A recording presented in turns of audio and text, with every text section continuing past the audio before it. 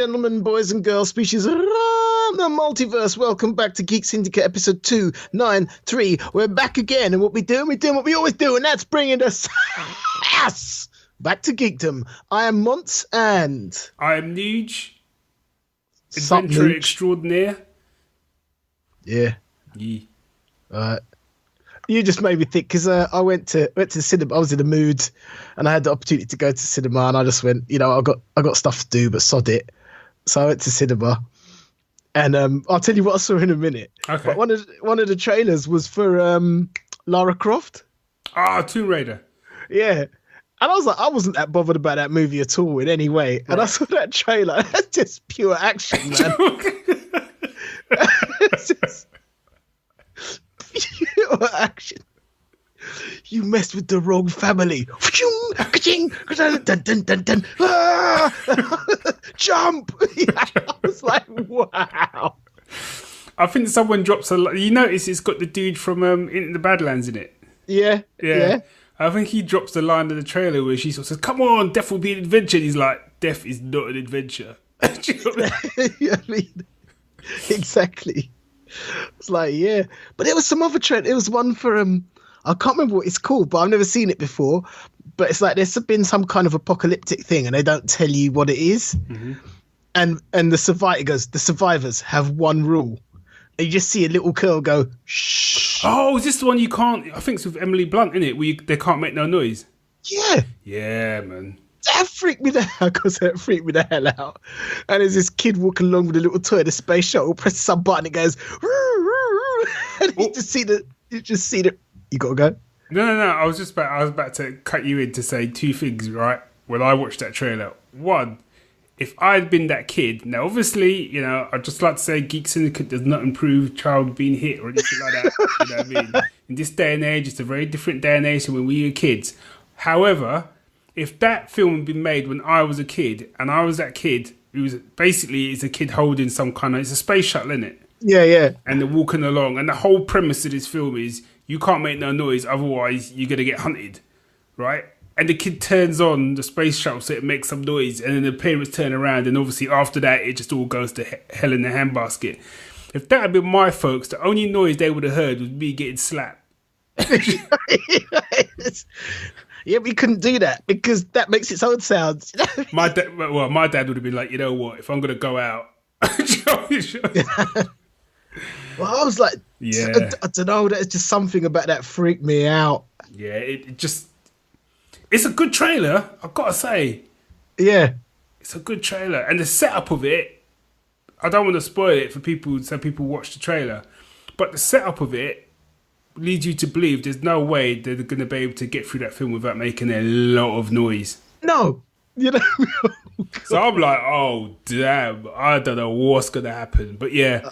I'm interested. And then the final trailer, and I was like, you know what?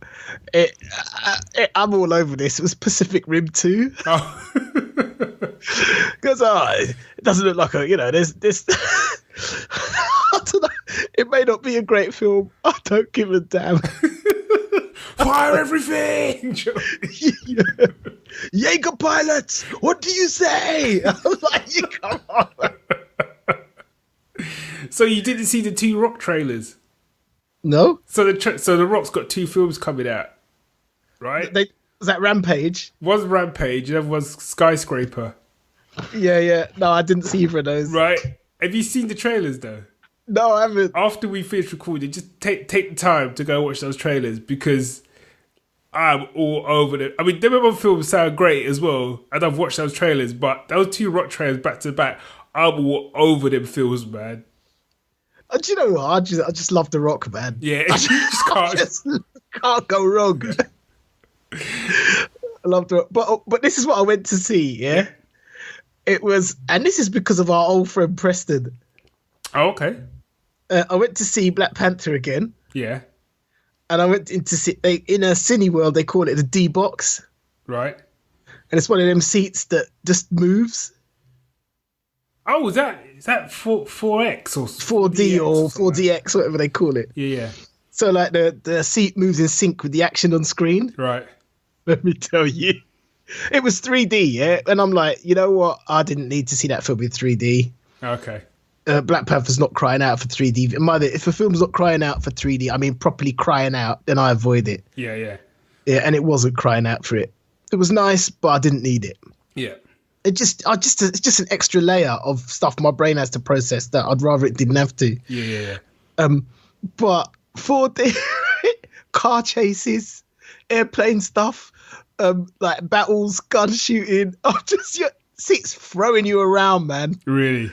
I was like, talk about being. There's this bit where this isn't really a sport. There's a bit where there's some energy building up. Yeah.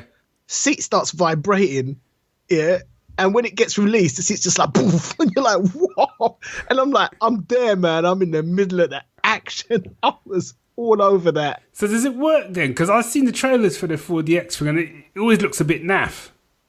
The problem was that they kind of overused it. Right. So what I did, when there wasn't much action, because you can turn down the sensitivity. Oh, okay. Oh, and I'm like, good. Seriously, dude's just walking around and looking behind him. You don't need to swing me around for that. You know what I mean? You're taking the impact away. So I turned it down, and when I knew there was, because I've seen it before, when I knew there was action coming, I just like slipped my hand down to the controls, turned it back up again. But it was like, my whole thing is, don't overuse it. Yeah. But I really enjoyed it, especially with the car chase scenes and like the fights. It was like, that was proper. Oh, okay. I have to check it out then. I'll do that again. So that's quite a nice segue into week that was. It's time, therefore, my brethren, for the week that was. Yeah.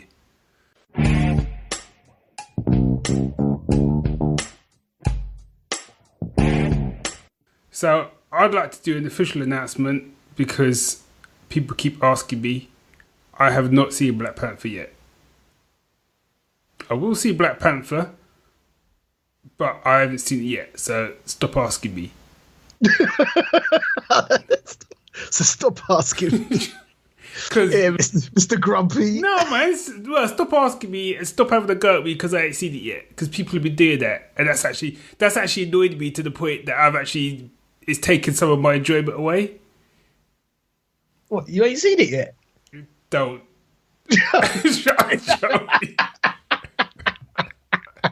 I like a laugh and joke like the next man, but don't. This ain't one of them times. All I'll say, Barry, is I found it an enjoyable romp, and I highly recommend it to all my friends. Good.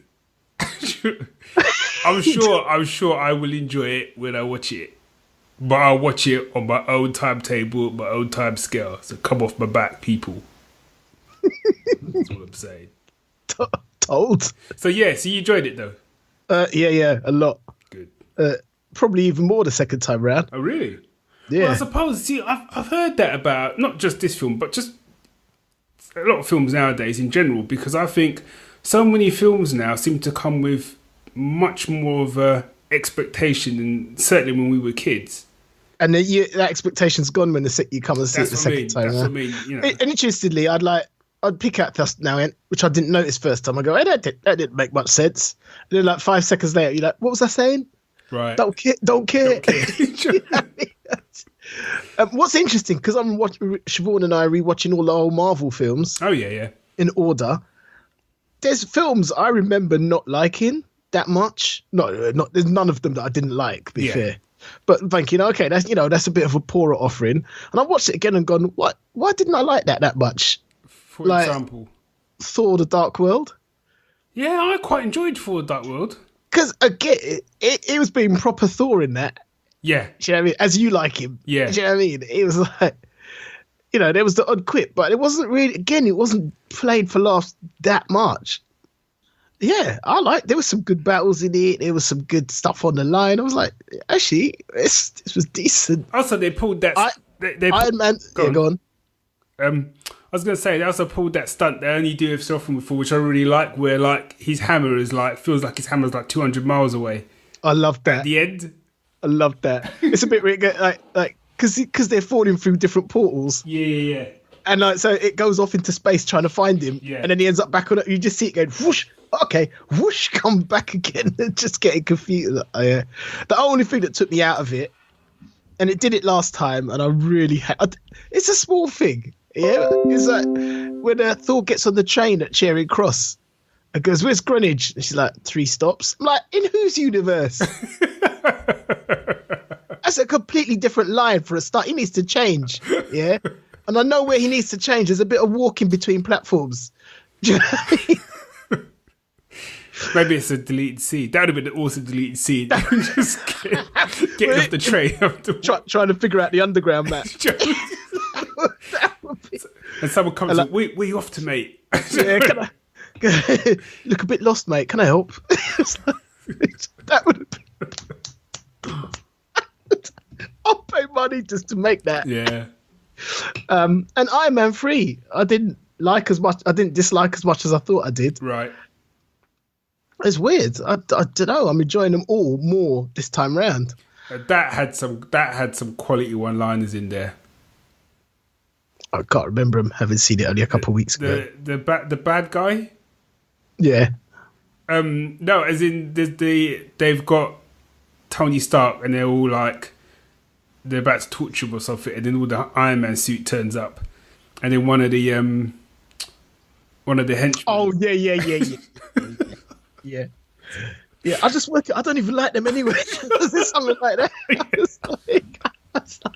Oh man, that would have been me to a tease. I don't even know. I don't even like these people. I just work here. Do you know what I mean? Yeah, quality. That's go.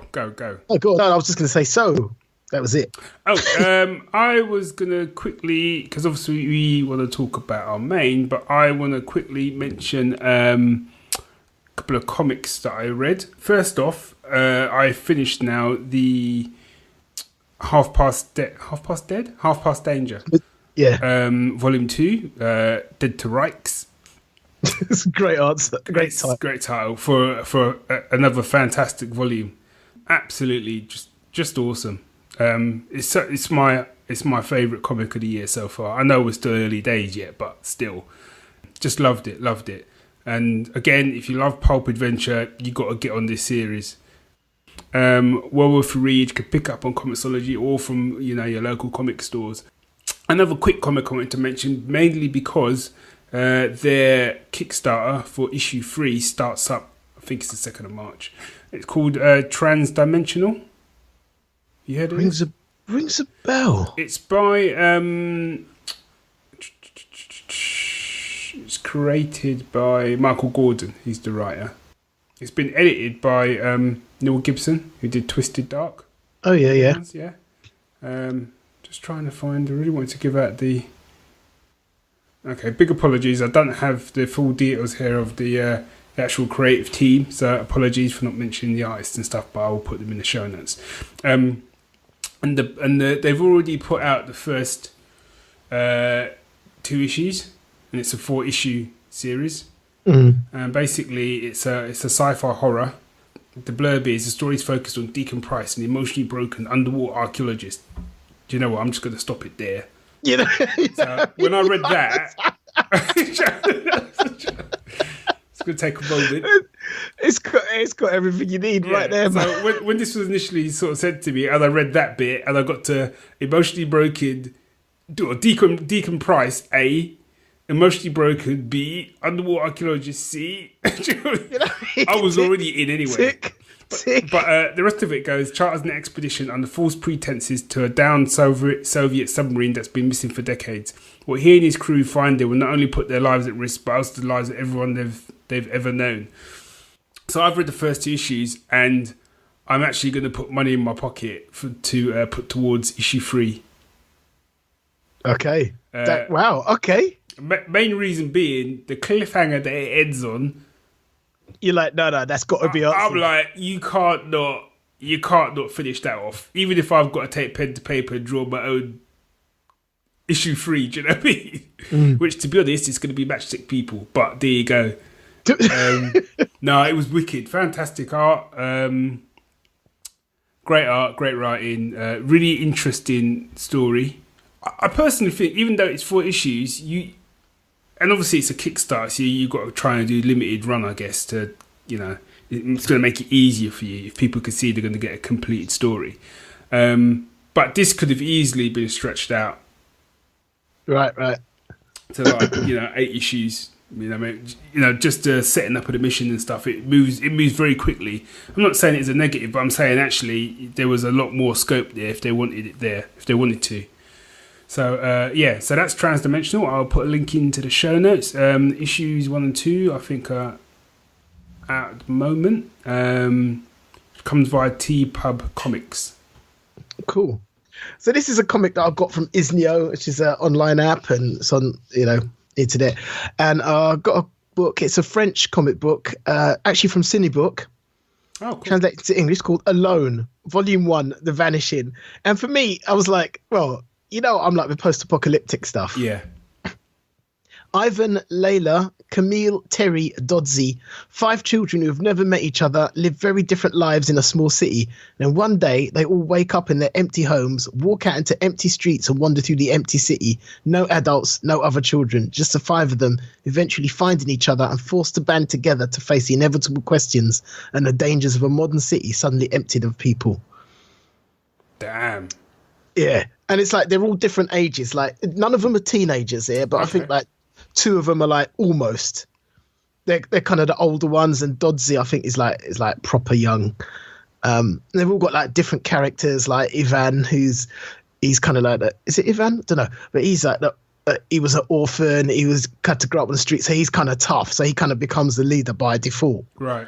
Because he can look after himself, and therefore he's got to look after the others and whatever. And there's the next one is this girl who's got a bit of a technological whiz, and then the others have got all their whatever.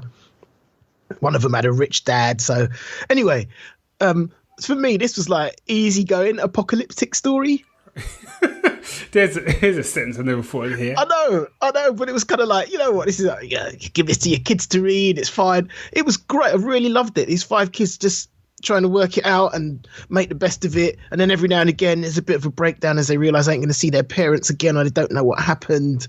And it can be a little bit heartbreaking in places, but it's kind of, I'd seriously go easy going apocalyptic story, which I really, really enjoyed. Okay. And I'm actually going to write a review of Alone Volume 2, where the easygoingness disappears because it's called the Master of Knives. Yeah. So I was like, okay, that was going well. Wow. Yeah, I know. But the art's really nice. It's kind of really got a nice colourful feel to it. It's written by Bruno Gazziotti and art is by Fabian Vellman. Okay. Definitely worth a look. Okay. I really enjoyed it. And it just gets more intense. And you got that whole thing. You get to the end of it, you still got no idea what happened or why. Right. So there's a mystery there, ongoing mystery. Okay. So, yeah. Do you know how many volumes are out? At the moment, I think there's 7. Oh, damn. But, they're not huge. Okay. Yeah. I'm trying to catch up on my comic reading, actually. Oh, man. So I saw Crisis on Earth X, which is the crossover from all the CW superhero stories. Okay. And the first episode was Supergirl, I think. And I almost turned off. I think that's the one I kind of skipped through. And I'm saying that as someone who quite enjoys Supergirl. Well, what's been annoying me with Supergirl, it's just been so soppy lately. It's like, it's a superhero series.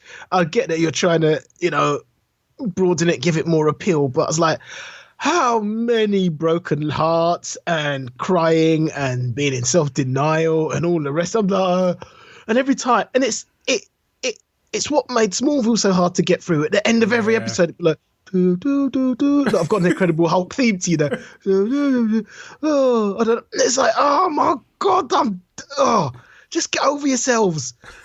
And so it came to the first episode of Crisis on Earth X, Supergirl. And it was like, there was a wedding and I'm going to sing at the wedding. Oh, you used to be in Glee, didn't you? Yeah, go on then. I'm going to sing at the wedding. I'm going to talk about this. I've broken up with so-and-so. It's not fair. But, I'm here to support. Even if, oh, God. I was like, oh, come on. Can we get some super in that girl? And last 10 minutes delivered. Yeah, I was right there with you, man. I was like, okay, you just brought it back from the brink, man. And that was a fight. But I was vexed. Go on. Because every time Kid Flash just gets shafted left, right, and centre, man. Let's just call it as he gets punked, man. He comes up, and he was awesome in the fight in the church. He was. And they said, yeah, you, because I'll come with you. No, you won't. What? He could obviously help. Yeah, he's obviously upped his game. Big time. Yeah. And he made this little line about fighting an alien starfish, which is like the first, if you take comics, that's the first enemy the Justice League ever faced in comics. Right.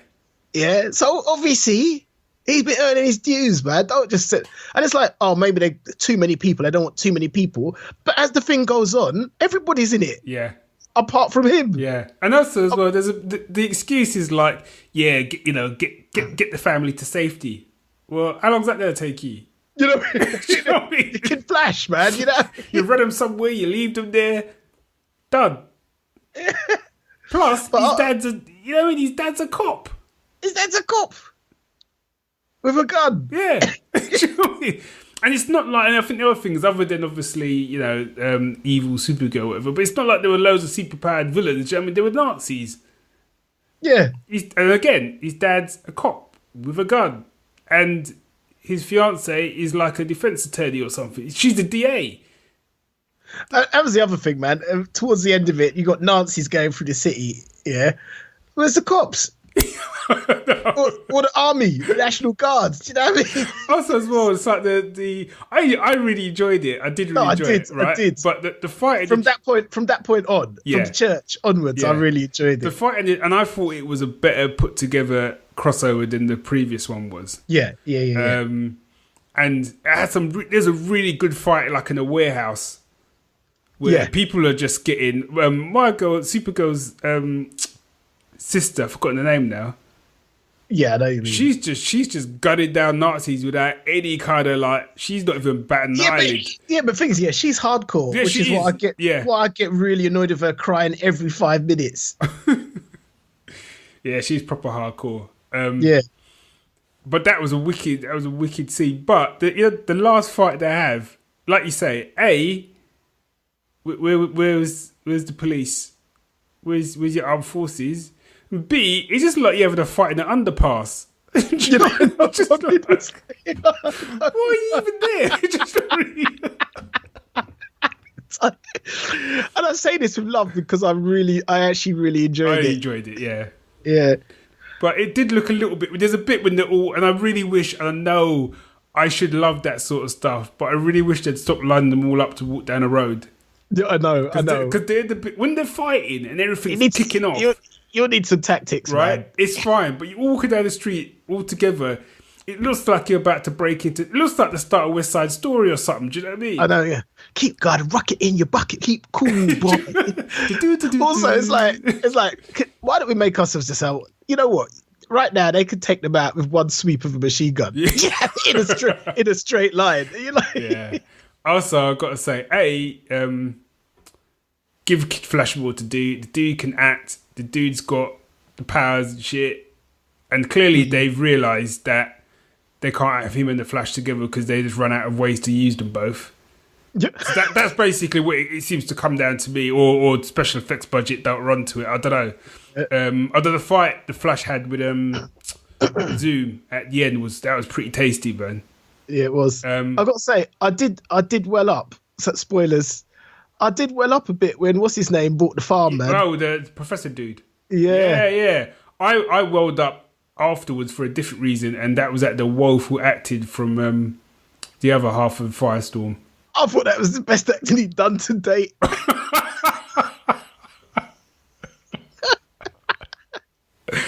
Wow.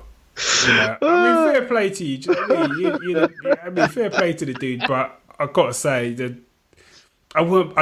when he was trying to show like he was upset that he's, you know what I mean, mentor and friend had died, I just weren't seeing it. Sorry. No, you know what? I bought it while he was dying. Yeah. While he was dying, I was like, actually, I'm feeling it. Afterwards, everything after that, I was like, are you just trying to work the emotion there? Yeah.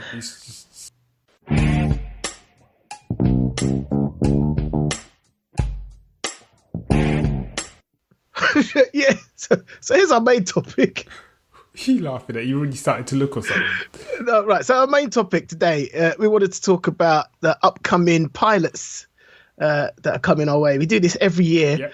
Yep. This year's going to be, I don't know what to think this year, because if I'm going to sum up this year's pilots, it's reboot, spin-off, and kooky cop partnerships. Oh, I haven't actually really properly been through them. You've been through them then? Mate. Okay, so how are we going to do this then? You going to do like we did before? You just pitch them to All right, me. I'll pitch them to you. So first one, I just love it. First, it's the title that got my itch. It's called Get Christy Love. Okay, that's nice. It's like an action-packed, music-driven drama that centers. Okay, keep going. An action-packed, music-driven drama that centers on Christy Love, an African-American CIA agent who leads an elite ops unit. She transforms into whoever she needs to get the job done, especially when it's down to the wire and the stakes are life and death. The high adrenaline missions of the drama are anchored by an emotional mystery about Christy's first love. Unearthing the truth about this relationship would be the biggest mission impossible of her life. Where's the music coming? I don't know. So this is a reboot of a 1970s series. Okay. Starring Theresa Graves, and I had a look at the opening credits for it. Yeah. And again, it's 1970s. It was about a black cop, female cop. Right. And I'm like, wow, okay, 70s. Yeah. And it was great. It was she had a proper afro and everything. And it's like right at the end of the opening credits, this male voice goes, "You're a cop?" It goes, "She's a cop." Another one goes, "Yeah, she is." And she just goes, "You're under arrest, sugar." I was like, you know what? Forget this. I want to go back and watch the original stuff. It's like the original looks tough. Sounds like Cleopatra Jones, the TV series. No, I was just about to say it's like Cleopatra Jones, the TV series. It's exactly what I was about to say. Okay. I was like, you know what? If they get half the sass that I saw in those opening credits from 1970, I'm all over it. Okay. But I don't know. What's your thought? Especially music driven. I was like, that made me go, what? Yeah, I'm still trying to understand how that fits in. I like the sound of it. It sounds pretty standard. Yeah. But I like the sound of it. A part of me wishes we don't need to identify everything with the person's race. Right. I don't know why you need to tell me it's an African American. Why can't you just be a CIA agent? And then you watch the show and it's obviously she's black. But do you know what I mean? I'm just. Well, for example, the next one I'm about to tell you says the rookie centers on John Nolan, the oldest rookie in the LAPD. It doesn't say the oldest white rookie in the LAPD, does it? No. So, yeah. Now this one I think I've heard. Is the one with Nathan Fillion. Yeah. It's inspired by a true story about a guy entering the LAPD, and he's surrounded by rookies 20 years his junior. He must navigate the dangerous, humorous, and unpredictable world of a young cop determined to make his second shot at life count. Nah. Because to be honest, if it wasn't for the fact that it had Nathan Fillion here, I would have told you to stop reading anyway.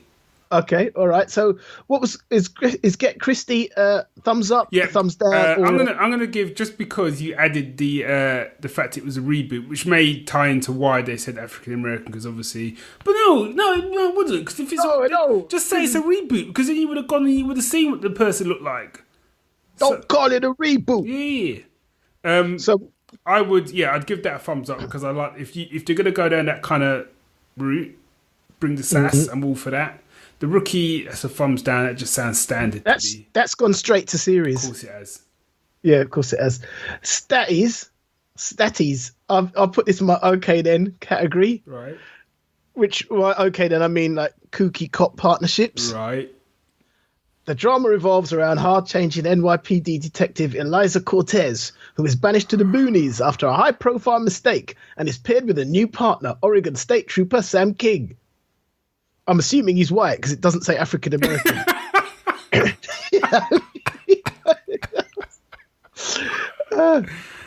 Now, here we go. Sam's investigative techniques don't exactly follow protocol, because of course they don't. as evidenced by his talking to trees for clues and his obsession with flying kites. Just move on. I'm not even going to bother responding to that. I'm drawing a line with kooky cop shit now. Do you know what I mean? Yeah, okay. All right. Straight to series order for take 2. Okay. Which I've also put in kooky cop thing. Former star of hit cop series who is fresh out of... Right. This is a little different. Okay. Take 2 revolves around Ella, who I'm assuming is white because blah, blah, blah. The former star of a hit cop series who is fresh out of rehab following a bender of epic proportions. Desperate to restart her career, she talks her way into shadowing rough and tumble private investigator Eddie as we search for a potential comeback role. That just... Although... I'm going to go. No, you finish. You finish for a kick off. Although Lone Wolf Eddie resents the babysitting gig, High Spirit Ella proves herself to be surprisingly valuable, drawing on her acting skills and 200 episodes of playing a detective. So basically, that's Drunk Castle. Yes, exactly what it is. That's all it is. It's Drunk Castle.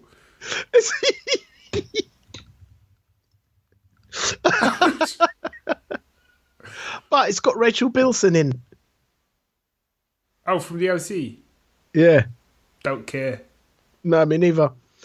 Okay, so we've only got 1 thumbs up so far. We move on. This one, the only reason I mentioned it, the only reason I put it in, and it is again in a kooky law enforcement team up. Right. But I only mentioned it because I like the name. Okay. Whiskey Cavalier. That's a cool name. It's like a high-octane, hour-long action dramedy that follows the adventures of tough but tender FBI super agent Will Chase, codename Whiskey Cavalier. That was so easy, man. Who, following an emotional breakup, is assigned to work with badass CIA operative Francesca Frankie Trowbridge. Wait. Codename Fiery Tribune.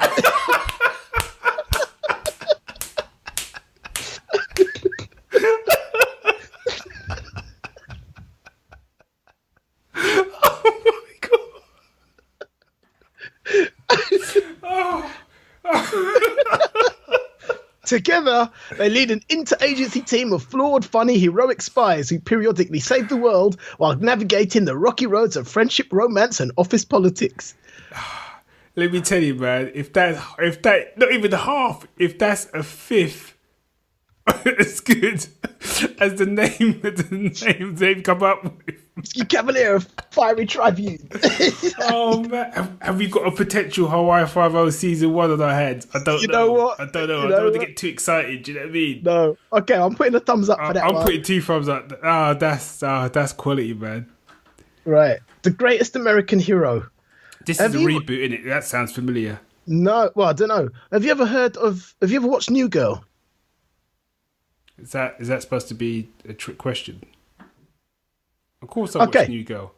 No, I've heard of this. No, it's Jen's best friend, isn't it? Yeah, Hannah Simone. Yeah. So she plays Mira, inspired by the 1980s TV show. Yeah. So it's a comedy. It centers around Mira, a 30-year-old woman who loves tequila and karaoke and has spent her life searching and failing to find meaning, much to the chagrin of her traditional Indian-American family. An inexplicable event occurs. She's entrusted with a super suit to protect the planet. Mira may have finally found purpose, but the world has never been in more unreliable hands. I'm going to go with a thumb up on that.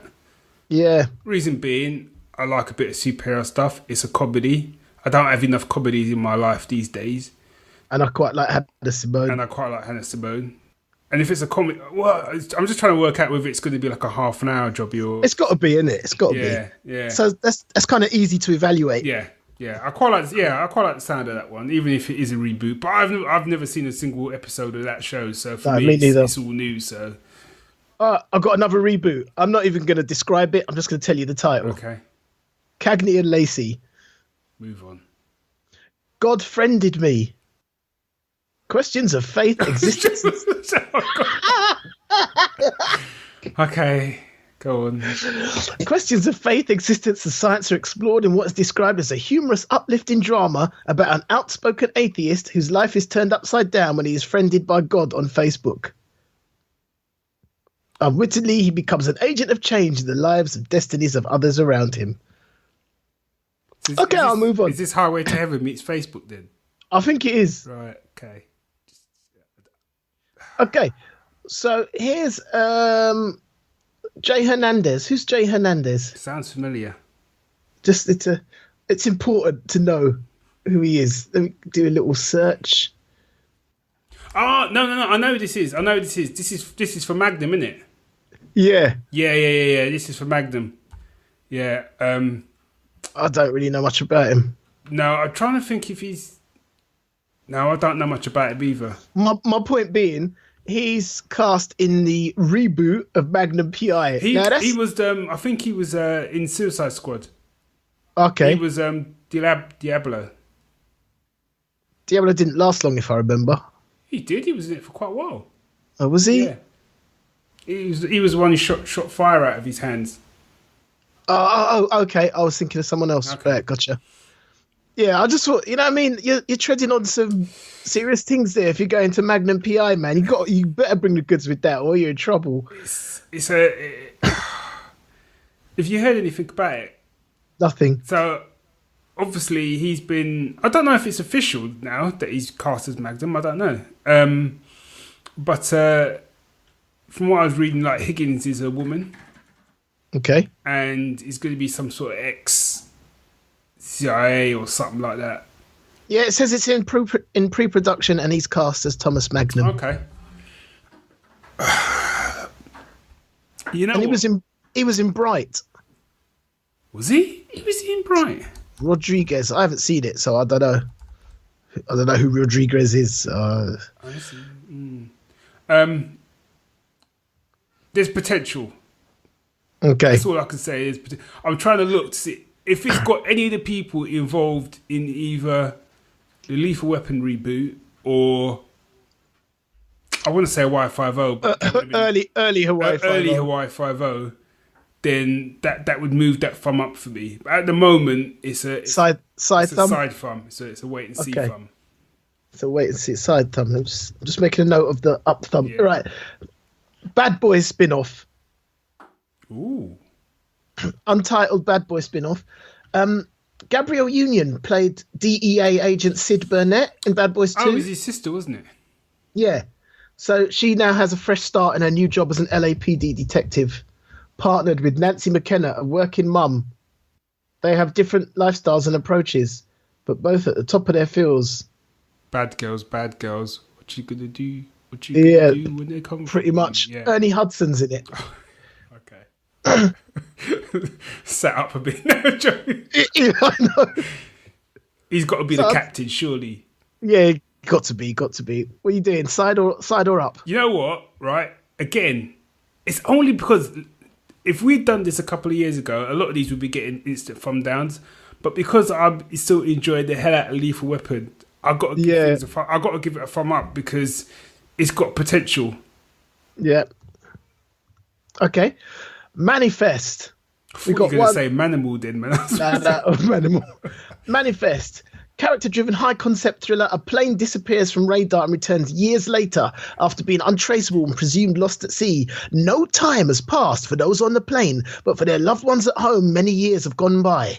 The series follow their personal lives as well as the larger mystery and purpose that is their destiny. If I had more than one pair of hands, I would put about 15 thumbs down. I'm done with that, man. We've done this. I've done this a lot. I'm not interested. Move on. Okay, reboot of Charmed. A fierce, funny, and feminist reboot of the original series, centering on three sisters in a college town who discover they are witches. Between vanquishing supernatural demons, tearing down the patriarchy, and maintaining familial bonds, a witch's work is never done. I just killed it with that description right there, man. Yeah. I'm going to go middle because there's another witch-related one that I heard about. That's a thumb up for me already. Okay. So I'm going to go middle with that one. I know what that is as well. Okay. Dead Inside. Wow. You know? Get straight to it, man. He ain't even played with the title.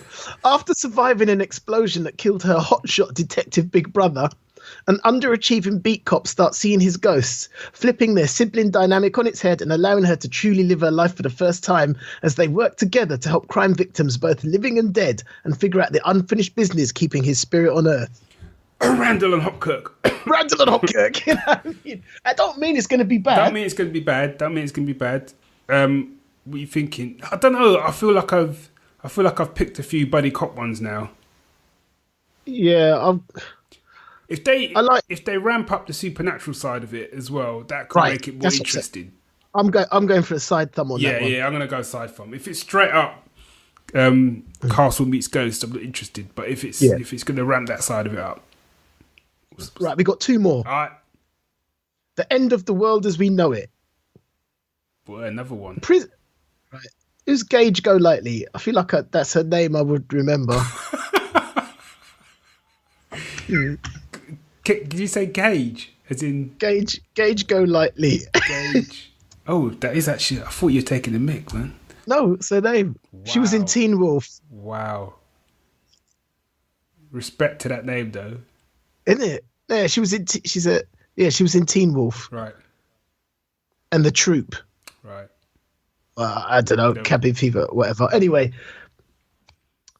when a prison spaceship carrying the universe's most deadly aliens crash in Southern California, two young women with bigger dreams and working at a kid's pizza place in the valley are recruited by a space cop to hunt down the escaped criminals who have camouflaged themselves as eccentric Angelinos. Is that a comedy? I hope so. Could be great,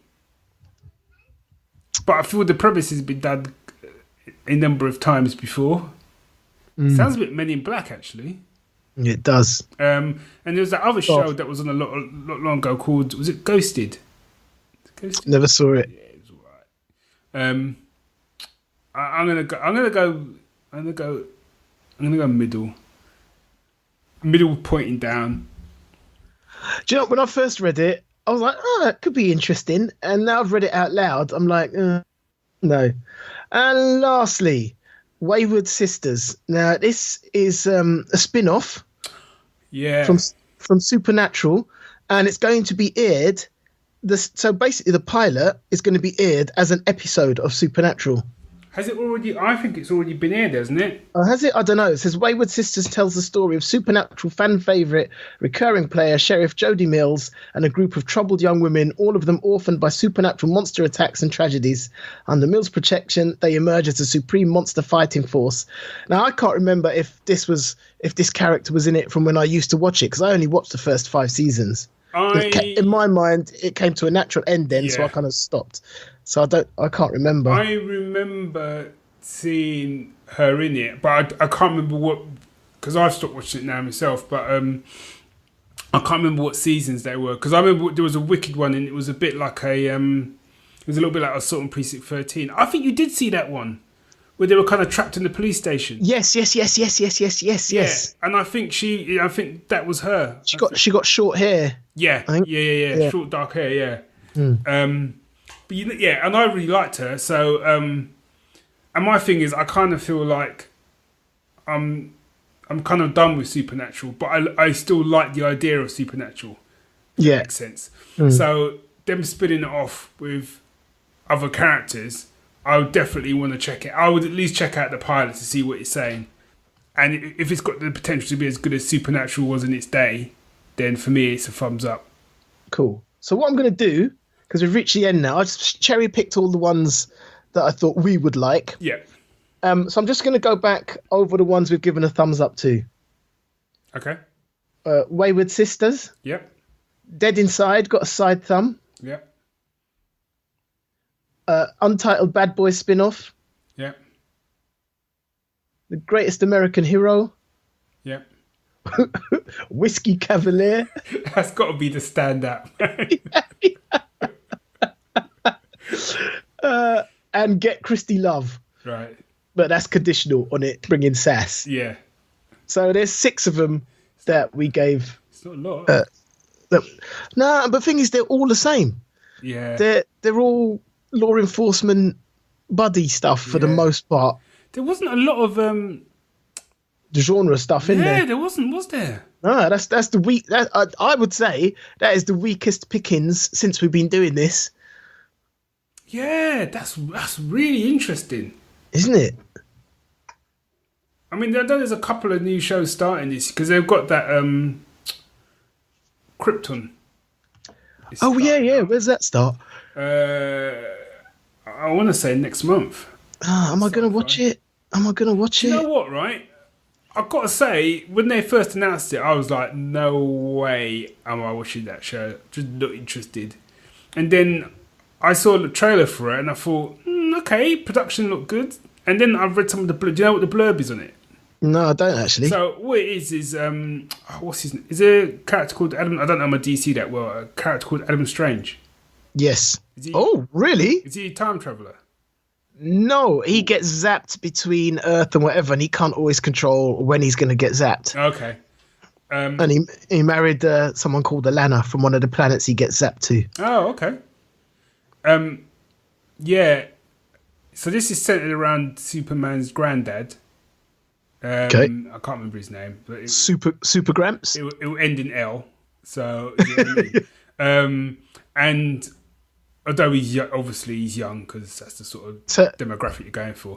But Ter-El. His name's Ter-El. oh, okay. And Adam Strange basically It says Doomsday and Hawkgirl will also appear. right. He's basically what he says is Adam Strange goes to him to warn him that I think it's Brainiac is gonna travel back to kill him to then stop Superman from basically like Terminator to stop Superman from ever being born.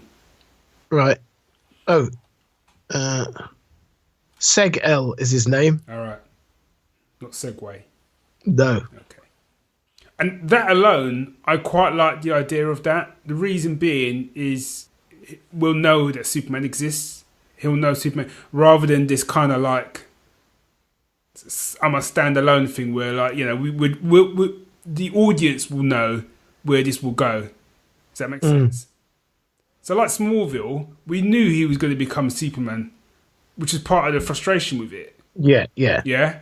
Whereas with this one, the reason I didn't want to watch it is because I'm not really interested in finding out about his granddad.